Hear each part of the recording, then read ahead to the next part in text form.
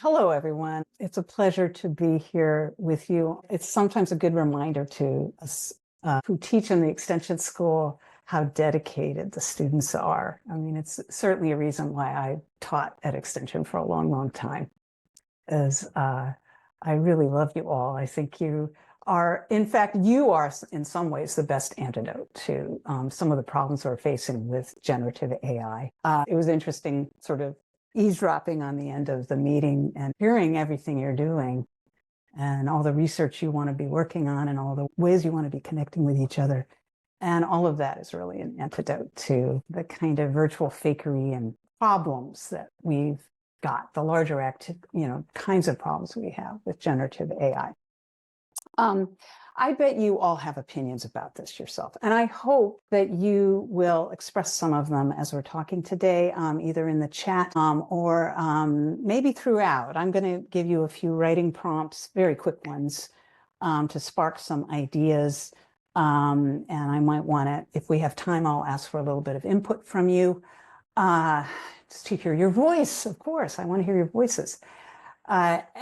Now, the title of this session is meant to be provocative, of course. It actually sounds a little bit more dire than my own attitude towards generative AI. I'm a longtime journalist. We have headlines that were meant to hook you, right? So it's meant to get you sort of agitated in various ways. But in fact, I think the situation we face is complex. And I don't want to reduce it to teachers against students. What it's been reduced to in a lot of the media discussion has been, teachers suffering with cheaters. I mean, I think we're way, way past that kind of discussion now, or we should be. And we should be talking about what the ethical conventions should be in using AI. And I want to focus in particular on self-expression, on expressing yourself in personal nonfiction, but even in expressing yourself more informally with family, with friends, however you express yourself and communicate through words, through written words. I think this is where we run up against some of the big ethical issues about whether or not to use AI. So we're going to talk a little bit about that today. Now, I think the biggest threats, as always, come from humans, not from the technology. They come from humans and what we decide about how to use this technology, particularly when it comes to preserving our sense of self, our inner lives, and our ability to speak honestly with others. That is, to not fake it. What I'm going to move on to here is what I call the doom and gloom edition of AI. And just to sort of use it as a jumping off point for how we talk about this today. Many of you have probably seen or at least heard about Everyone is Cheating Their Way Through College, this New York Magazine article that I think came out just this week. And if you haven't seen it, you might want to take a look at it.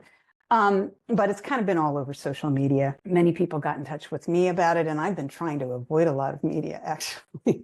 But it's like, people got in touch with me about it. And I think the tagline for it, I'm paraphrasing, I don't remember it exactly, but it was something like, how ChatGPT is undermining the entire academic project. Now, that's very gloomy. One of the quotes, and this appeared in a lot of social media, in that article came from this guy, Troy Jollimore, who is, as labeled here, a ethics professor at Cal State Chico, California. He's also listed as a poet and philosopher, and this article frames it as after spending the better part of the past 2 years grading AI-generated papers, what he claims are almost the majority of the papers coming in having used AI, even in situations where he told them not to use it or where you wouldn't expect that they would use it because it was supposed to be about something personal, right? This is what he said. Massive numbers of students are going to emerge from university with degrees and into the workforce who are essentially illiterate, both in the literal sense and in the sense of being historically illiterate and having no knowledge of their own culture, much less anyone else's. Okay, very gloomy, very doomy. I want to give him his due because I think I've certainly heard this from many, many colleagues, not just at Extension or Harvard, but everywhere. It's really has changed how we think about teaching writing and what's the point of writing and how we discuss that with students. But what I want to highlight here in this quote is the ending part, what he brings up at the end, which is what I think is most important when we're talking about writing about ourselves and telling our own stories and framing that for other people. And that is having no knowledge of their own culture, much less anyone else's. And I would say perhaps not having a lot of knowledge about themselves or even the tools to investigate themselves. And that's where we start to lose our humanity. It's when we lose those abilities to explore ourselves and to make connections from what we learn about ourselves to other people. Have you ever faked yourself? And by fake yourself, I do not mean maliciously lied or manipulated or conned people. I'm not talking about that kind of deceitful, obviously an intentional deceitful behavior. What I'm talking about is the much more of the gray area of real life. So, you faked yourself with your family, at a party where you don't know somebody, when you're meeting someone for the first time, at a job interview or in a cover letter, in email with friends, when telling a story about your vacation. I could have put as an option here, all of the above, or never. I am honest about myself 100% of the time. Now, I will tell you, I am not honest about myself 100% of the time. This is not like a radical statement because I'm a human being. And human beings fake themselves all the time. And by that, I mean, perhaps a better or more accurate way to put this is fictionalize themselves or create personas for themselves that work in different social settings. We're switching all the time when we go to different social settings, whether we're in different cultures, different countries. I just got back from Italy, in fact. Definitely, you're different, it's like, and I am of Italian extraction, but boy, when I'm in Italy, am I using my hands a lot? The thing is that we become different in different settings. That doesn't mean we're lying, and that doesn't really even mean we're faking it. But I think awareness of how much we switch around is part of how we express ourselves and part of how we begin to do this honestly. That's especially true when we're doing personal storytelling in a public forum, or when we are writing a feature, a personal feature. That's a lot of the stuff that I teach is first-person feature writing, where the topic is actually not your story, but you are presenting your point of view of story. And in fact, that New York Magazine story is that writer's point of view. And in some ways, that writer would have been more honest if he had been upfront about the fact, this is what I'm hearing, this is what I believe. But in fact, if he had interviewed a bunch of you at this particular meeting, not all of you would have said the kinds of things that the students said in that article. Feature writing is very selective, and it is very much point of view driven. And that's even true in very, very journalistic settings. And I think the more we talk about that, the better. So yeah, the main point I want to make here is that we are prone to fictionalizing ourselves, to coming up with ways of shaping our own stories. And we, as we get older, are very aware of how our ways of thinking change over time and our ideas change over time. It's just life, right? But the ethical conundrum that generative AI brings up for us is, does it make it too easy to fake ourselves? And what are the consequences for expressing who we are and what we believe? And so think about this now. I'd like you to just do a very, very quick writing prompt, just a minute at the most. And I will time it for you. And jot down your thoughts. Do not use an AI for this.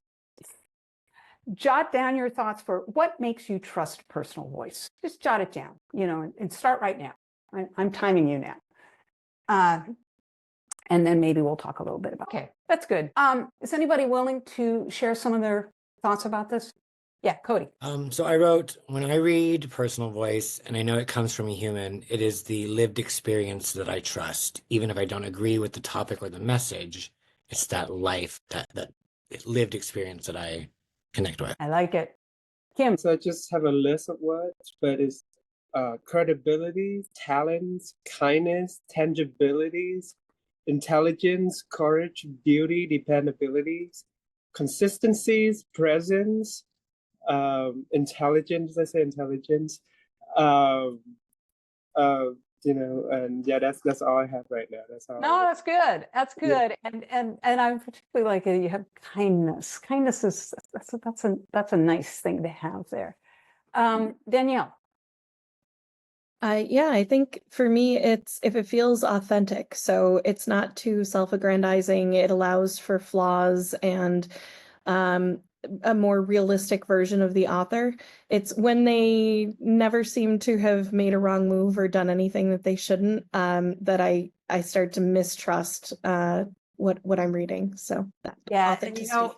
And you know what's interesting about that, Danielle, is that I think it is one of the reasons why so many people are turned off by mainstream journalists now, is that sort of like, oh, I know everything thing that, of course, I was taught to do, when I was coming up through this, right? But I think you're absolutely right. Gabriel. For the writing prompt I had written, I have never faked myself, but I was faked. Society or an origin story assumes direction, but my existence exists in books. Interesting. You are very much indicating how much the kind of like public story or the sort of the facts out there don't necessarily match somebody's subjective experience or their identity, who they are, or their lived experience, as Cody was talking about. Janine. Thank you very much for the question. Mine is similar to Danny's, actually. It's the authenticity, feeling of, I think, the tone and the warmth in someone that they feel like they're perfectly imperfect, and not trying to pretend to be something that they aren't. For me, that's really an important element in trusting a voice. It's feeling a sincerity and a bit of humility in it. Good. Yes.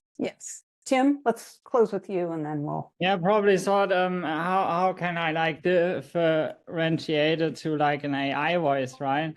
And so in that, it's mostly about context. If the context can be like made up good enough, and if this can be done already by the AI, then I need to go to past experiences I have with a person to clarify if it's really a person. And if this can be picked up, then it becomes problematic. But until then, we still have possibilities. Well, it's interesting that you're saying that, because what I was going to tell you, and Kirsten, I did in fact ask ChatGPT this prompt, and you all can take a look at, I'm sharing like this sort of public thing of, may turn it into a public link of this little session of what ChatGPT came up with. It came up with a set of 7 items, a numbered list, as it loves to come up with lists. And the numbered lists are, make it seem like they're kind of in order, except of course they're not in order. Some of the things that you all mentioned are on that list. And yet, I think the thing that it does not do, I think it's both impressive and not impressive. That's what I would say. A bot like ChatGPT or Claude or any of these things, they can do a great job of summarizing based on these huge sets of data, what other people have written, some ideas, some general ideas. But they can't pick out what matters most with a particular writer or a particular set of writing. It's general. It's all general. But I think it's important to realize how much they can really pull out a lot of these abstract qualities. So I want to go from here and take you back, way back to the 1980s and to Neil Postman. And some of you may have realized that my Faking Ourselves to Death is an homage to his book, Amusing Ourselves to Death, Public Discourse in the Age of Show Business. This came out in the mid-1980s when I was a young educational software designer. And at that point, I was designing language arts software for the public schools on things like the Apple II, very old personal computers, right? But it was a new thing. It was a big new thing. And I was all excited about this, right? And Postman came out with this book, and I had been following his work a little bit. He wrote many op-eds. And he was a graduate student who knew Marshall McLuhan and was very influenced by Marshall McLuhan's work, including McLuhan's famous "The Medium is the Message," which has become like a meme at this point. But in fact, Postman extended a lot of McLuhan's ideas, and much of what we think about the medium or the technology or the tools we use for communication and the way it shapes how we think of reality, it actually comes from Postman and a lot of his work. He was a real catalyst for media studies before he died in the early 2000s. And so that's a bit of the context for my own thinking about how the use of AI is changing the way we view the world and express ourselves.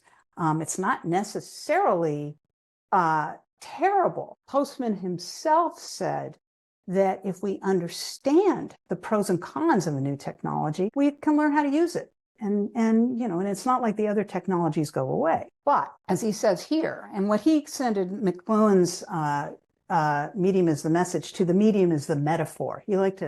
Postman liked to talk about metaphors, technology as creating certain kinds of metaphors for how we look at the world. So whether we talk about metaphors or message, he says here, where do our notions of mind come from, if not from metaphors generated by our tools? What does it mean to say that someone has an IQ of 126? There are no numbers in people's heads.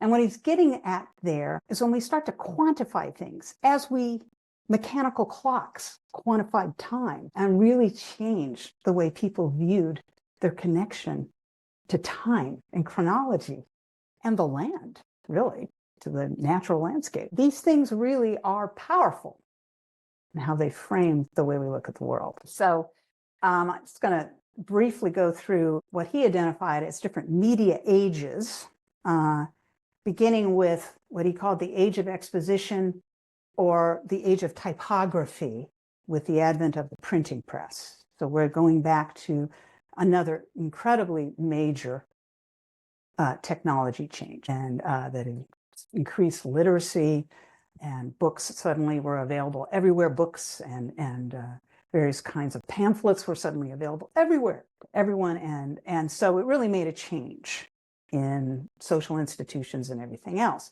The message or the metaphor of that, of typography, is explain it to me, provide the information, make arguments to me. And that's the age of typography, the age of exposition. Then we shift to the age of news novelty, which is sort of post Civil War onward into the late 1800s and then into the early 20th century.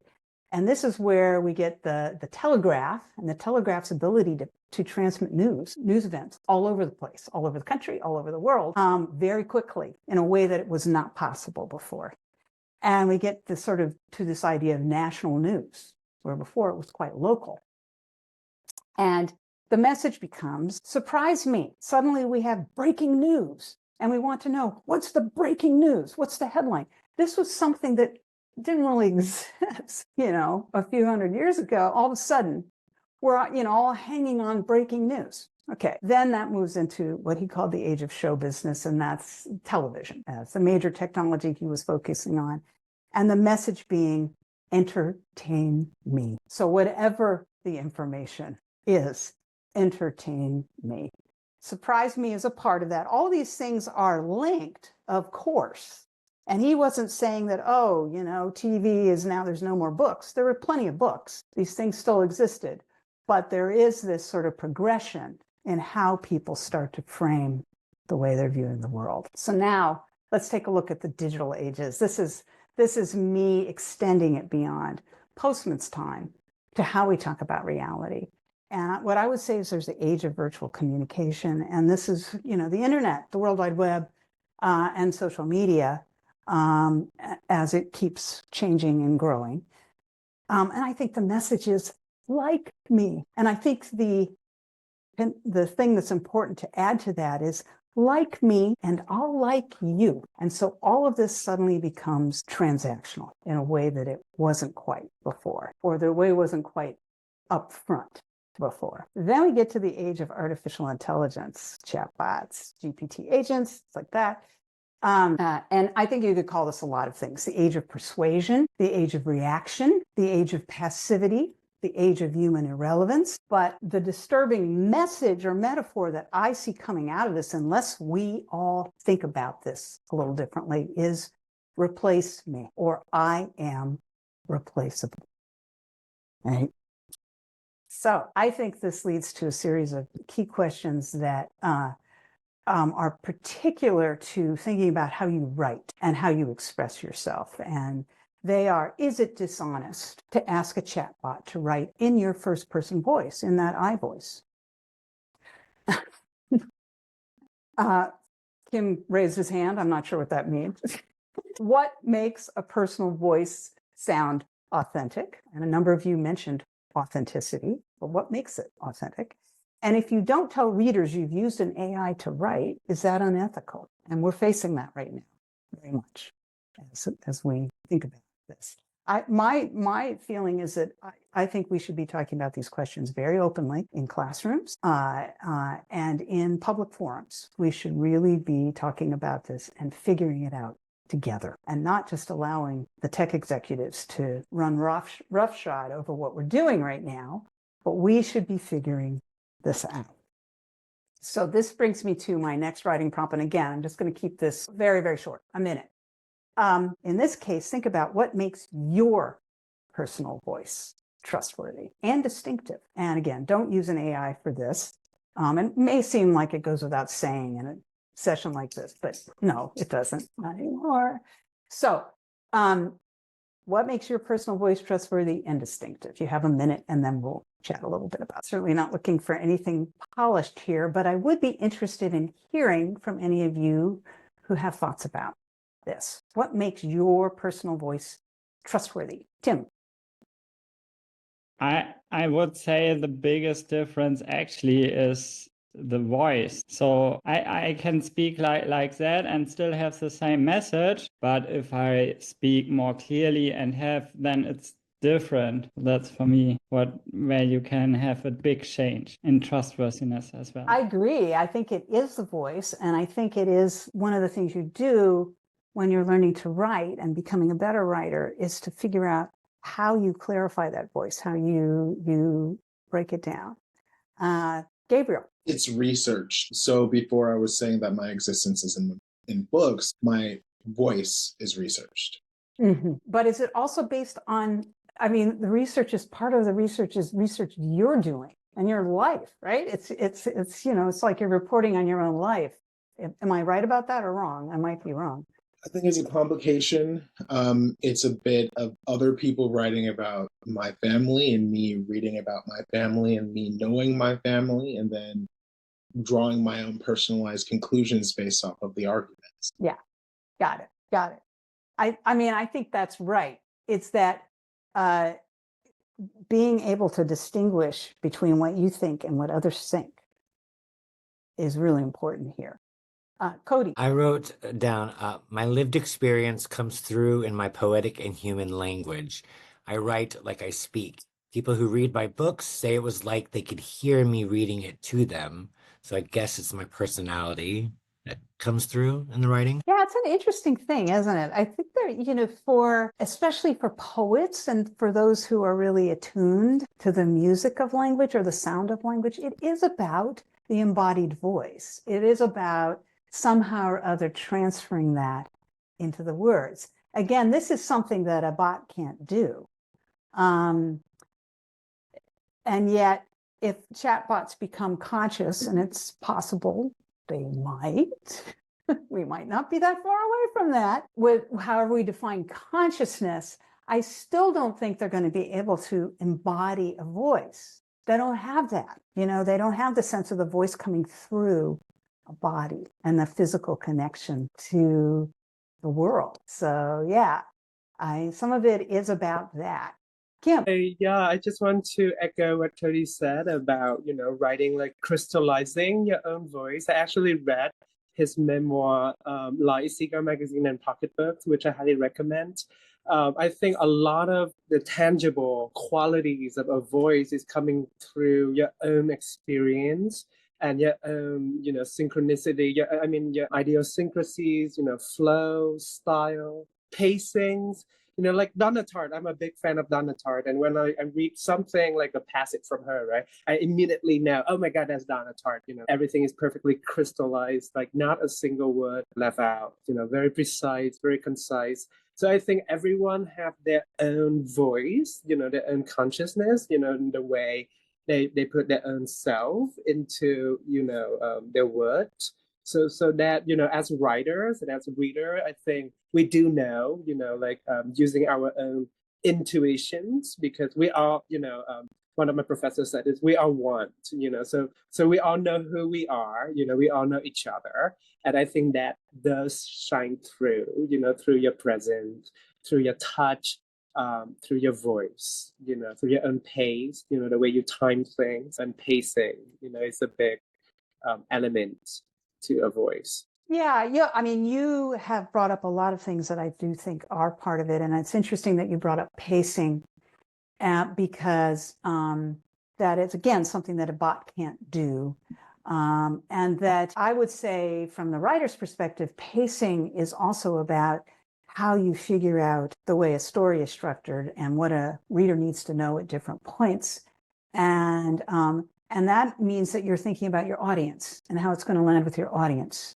That there's always that connection with somebody else too, with the invisible reader. There's a lot of this that involves us as humans and how we perceive things as humans. But definitely it is about that lived experience and about details.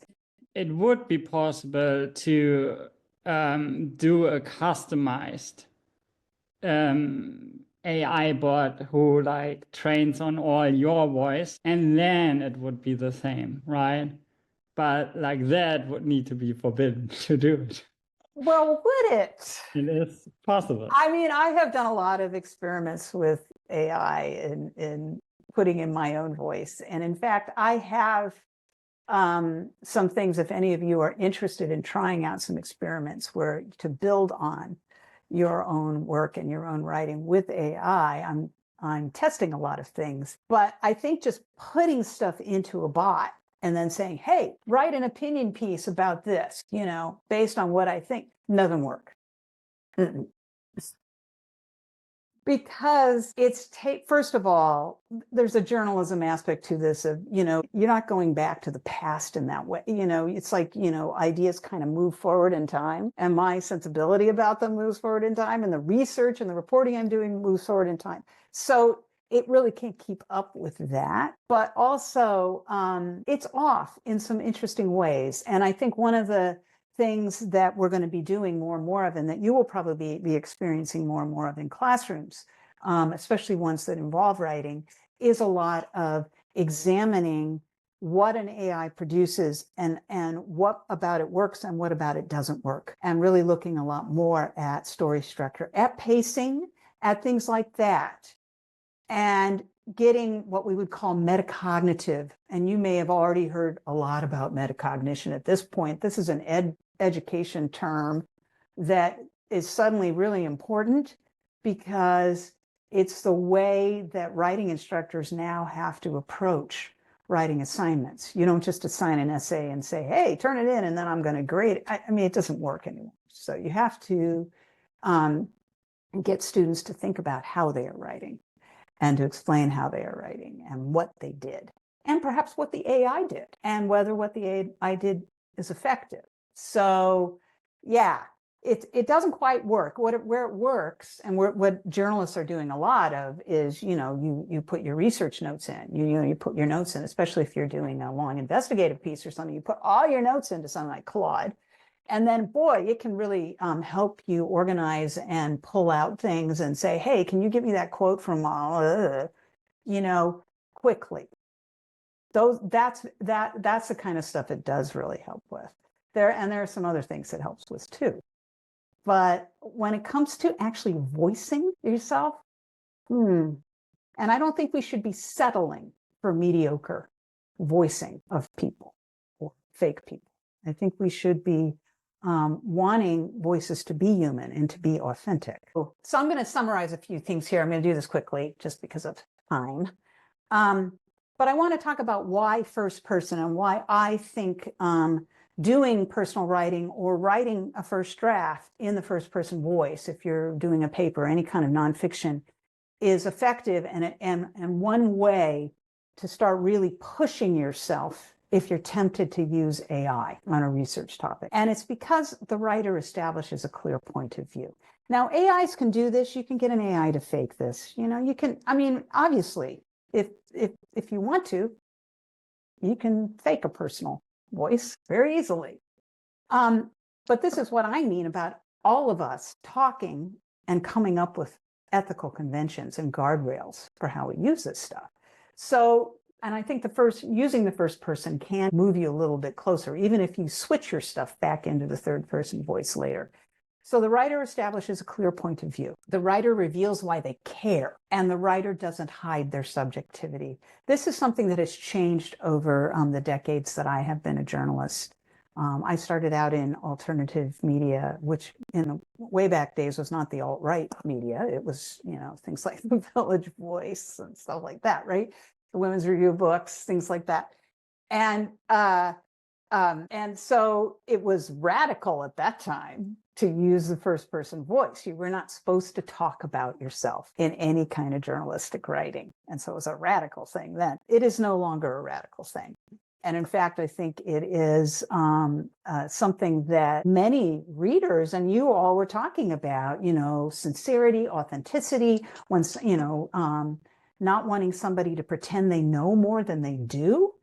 All of that, I think, is based in our subjectivity and our understanding of what it means to be a human being and to have limits and to have biases and to also own our intentions as a writer.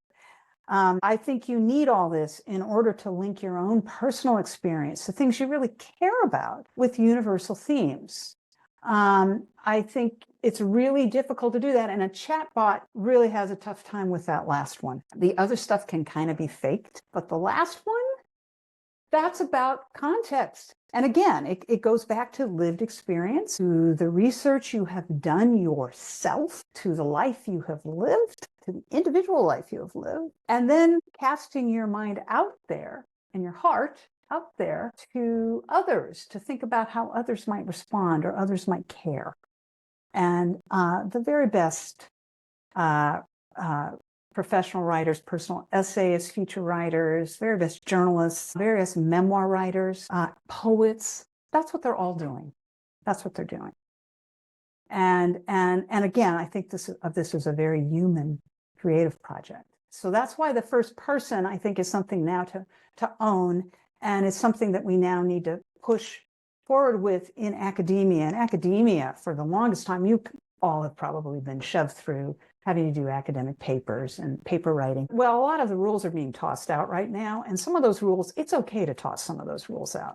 That's my attitude, because I think we need to start talking very much about our position as observers when we're writing nonfiction. In particular, nonfiction, it really matters because you've got a contract with the reader. They think what you're saying is true.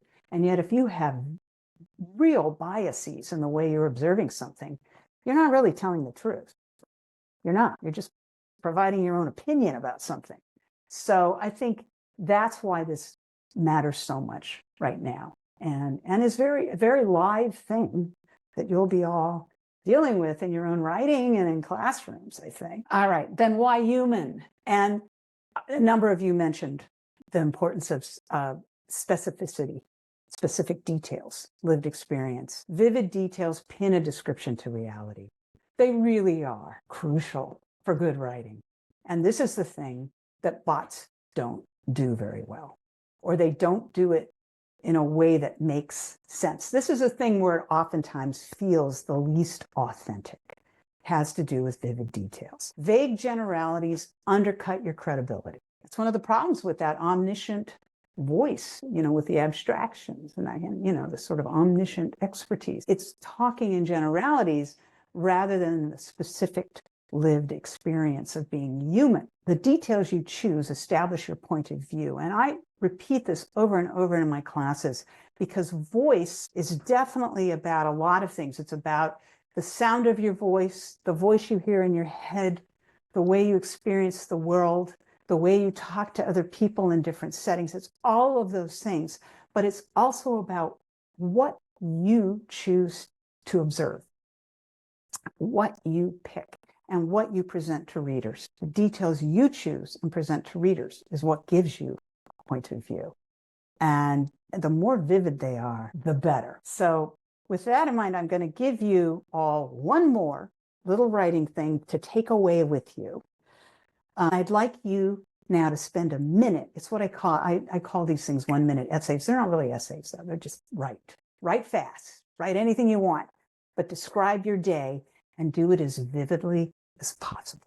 I'll give you a minute to do that. I want to talk about this, end up with talking about my rules for writers in an AI world. You might think about, well, okay, now that I've done a little first draft, how might an AI help me build it out? Because that's one of the things that I'm thinking about.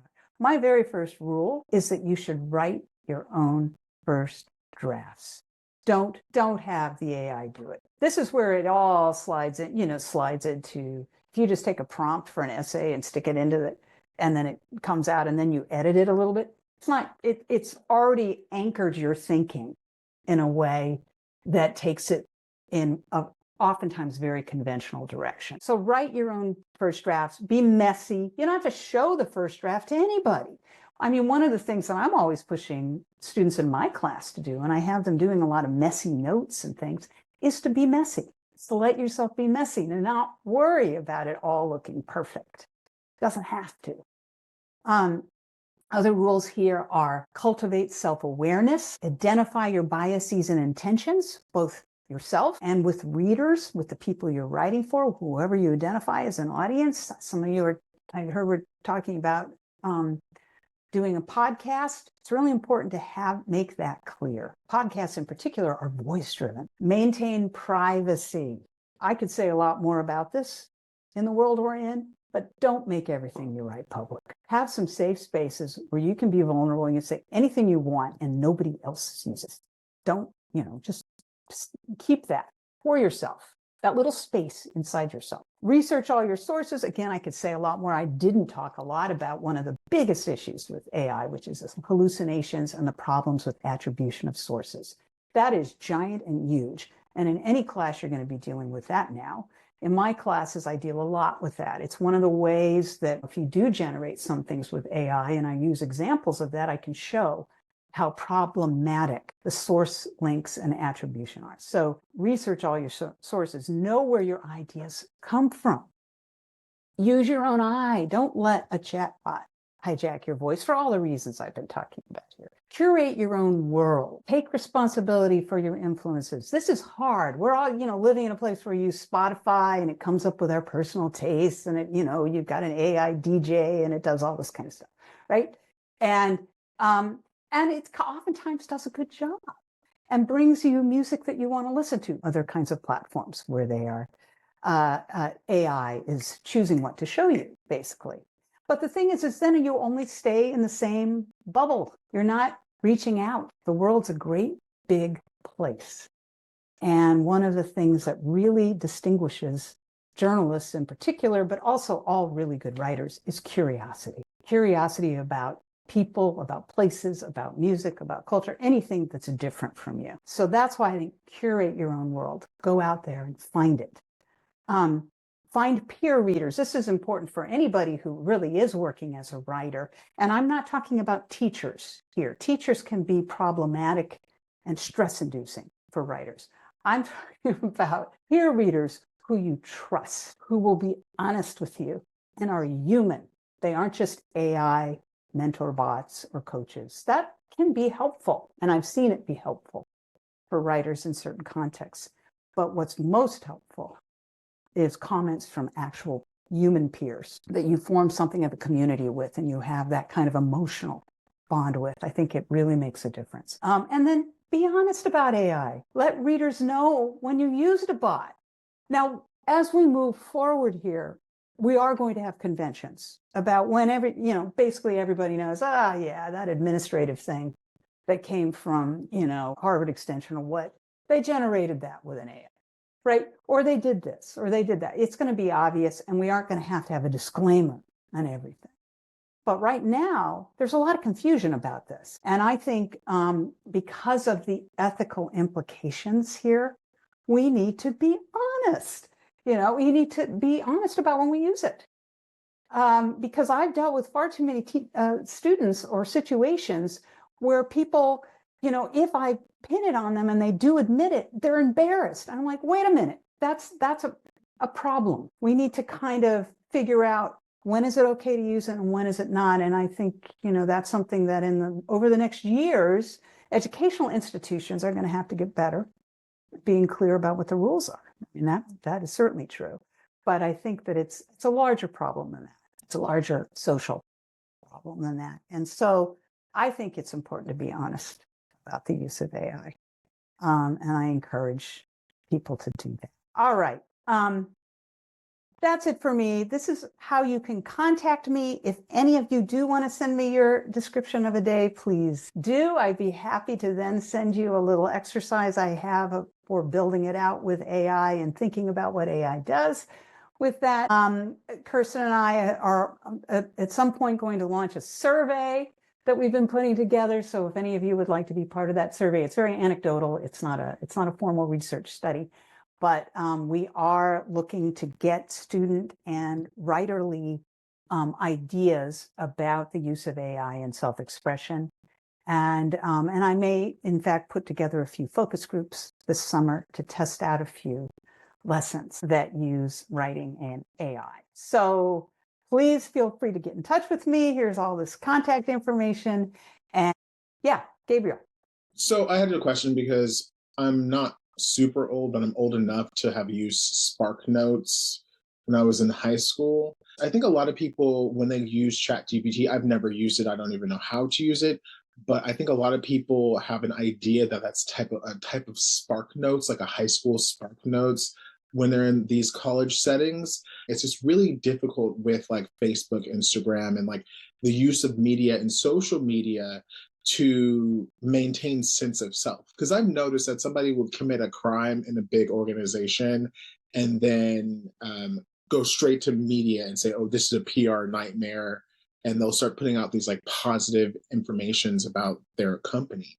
So it's just a really interesting dichotomy because they change reality to fit what they believe to be true more so than it happened in the past. And I think that people's mindset when they use ChatGPT is more like SparkNotes. I think that a lot of people's ideas is that like it's like the old SparkNotes as opposed to a cheat. Yes. And somebody here has said that they also remember Cliff Notes from the way back days, right? Which was pre-SparkNotes. But yeah, so I mean, you're raising a good point that I think has to do with how we talk about AI as instructors, as faculty instructors in this setting. And I think this starts before you get to, God knows it starts before you get to Harvard Extension, but it starts before you get to undergraduate college, or I think it starts in high school and middle school.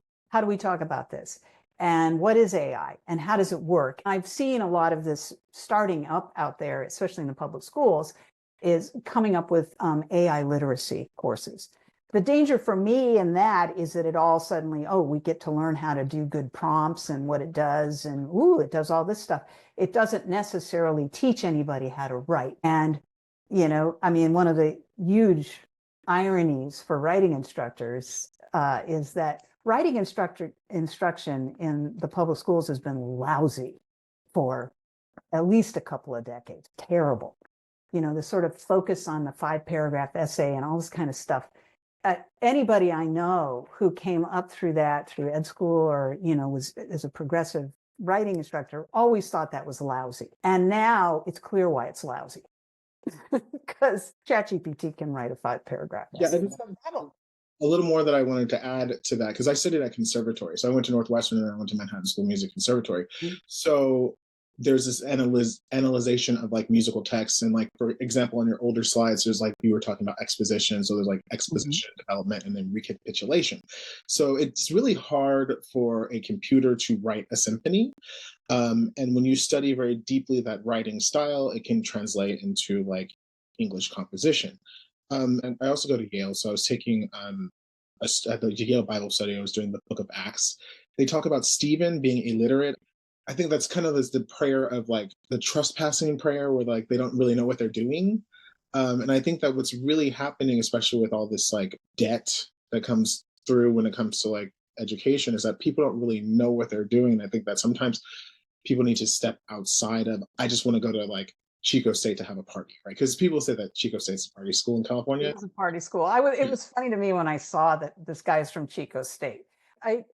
You're absolutely right. And when I asked my son about this, my son is a Gen Z Zoomer, and he actually has a full-time job, but it was a real deal for him coming out of college to try to get a job, right? And it's hard now. It's not easy. And I was asking him about this, and his take on it was that people really need to like take a gap year out of high school, or kind of go out and work, try something else, do something else. He was all set to do that, except the pandemic came down, right? And so his whole thing is like, the problem is if you're in school and you don't care about anything, why aren't you using ChatGPT? I mean, why aren't you doing this?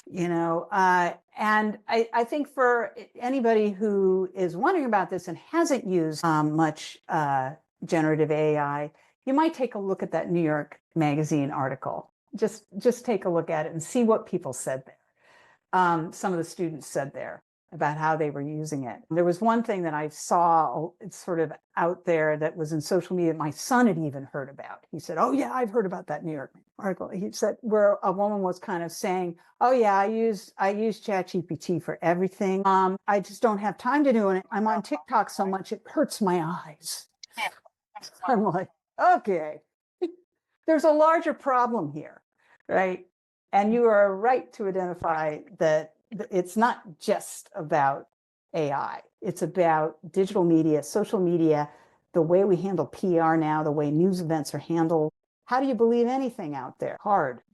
And that's why I think that more personally inflected things that really talk about their own bias and how they're observing events can be more convincing.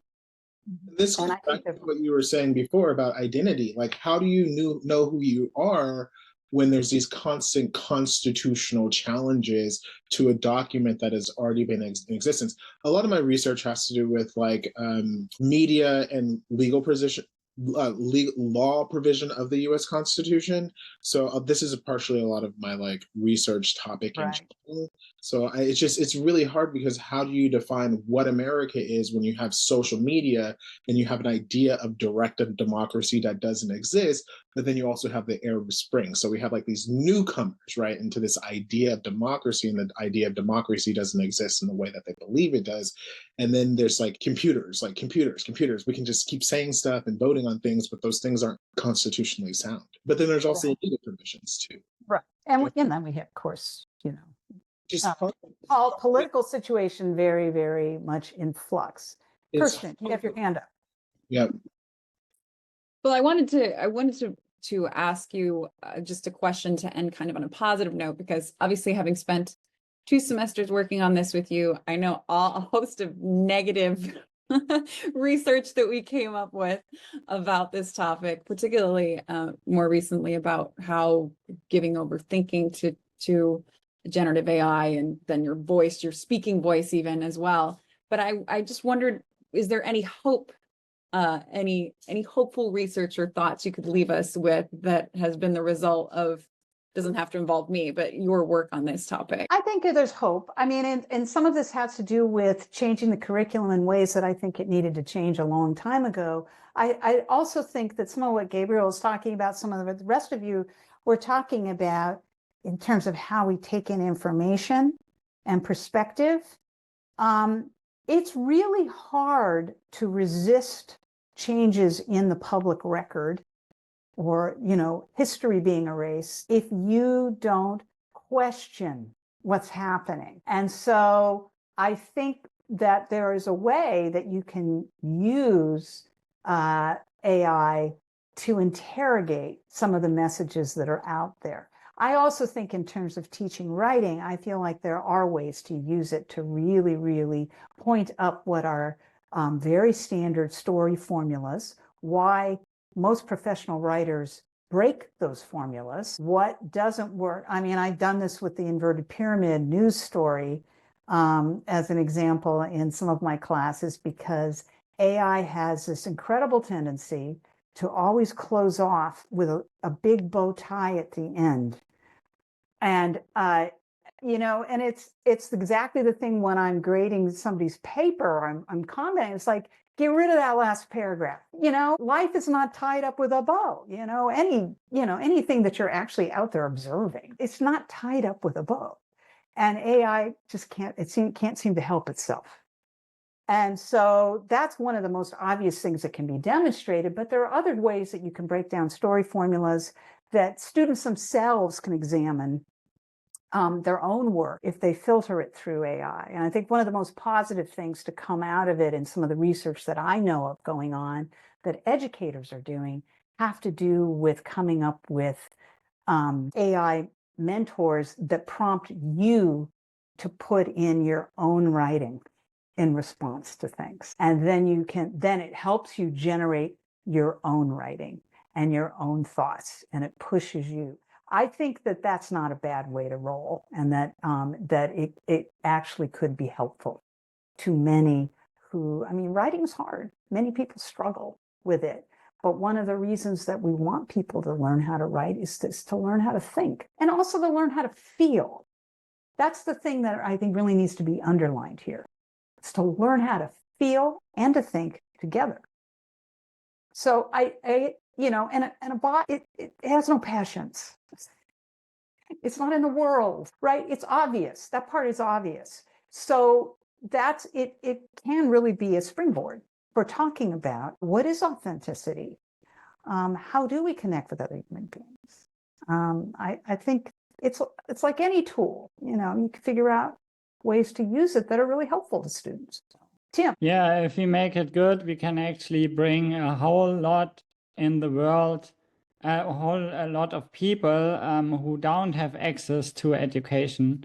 We can bring them education for almost free, and they can teach themselves, like math, English, all the topics. They can have an all hours around help on teaching. Yeah, but do they use it, or do they use TikTok? Well, that's why it's a larger issue.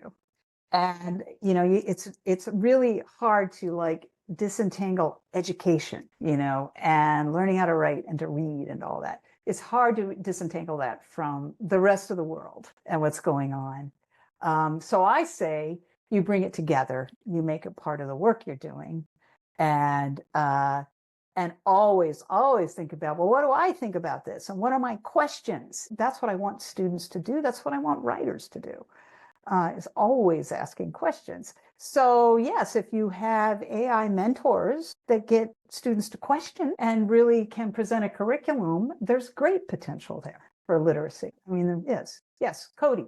I guess the next big question would be, if students are using AI to write their essays or help them write their essays, and then professors start using AI to grade the essays and give feedback, is it just two humans giving each other AI stuff? Or two bots talking to each other. I think Michael Crichton wrote a book. The conduit. Yes, well, that's in the New York Magazine thing about it's basically like, students generate an essay from a prompt, and then it gets turned to a professor or a teaching assistant, who then is using AI to grade it. And then what is it? It's two machines talking to each other. It's like there's no education happening. I need to read this article of him. I would read it and then argue with it. I'll have AI read it and then summarize it. There you go. No, what I would say, you read it, summarize it, then have AI read it and summarize it and see the difference between the two summaries. That's what I would do as an instructor.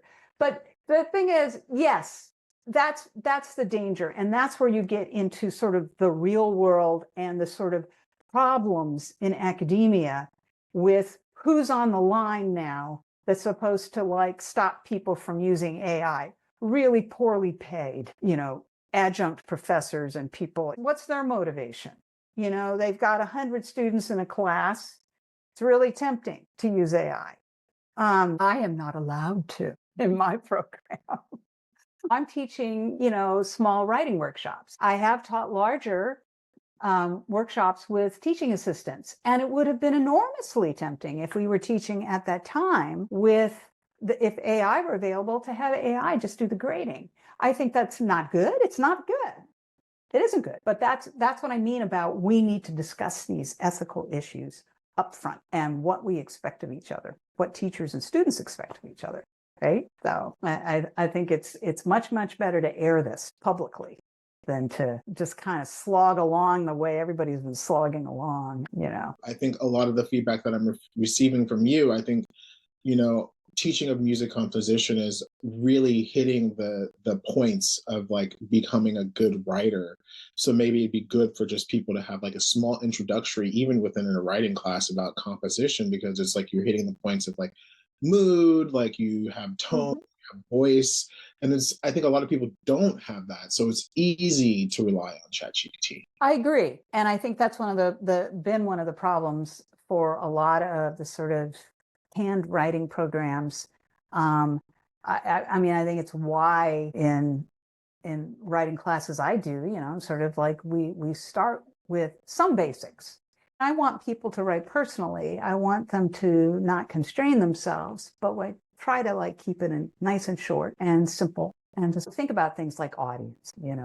Some of these are very basic parts of writing instruction, but yeah, you need instruction on those things for sure. Thank you all for being here, and this was fun. I enjoyed it.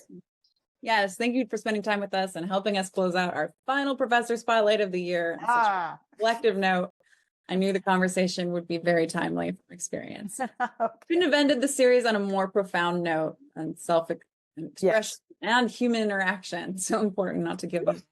Well, and I think there's a lot to be hopeful for too. I don't think it's all doom, but I think there are things to be hopeful for, and humanity to hang on to. That's what I would say.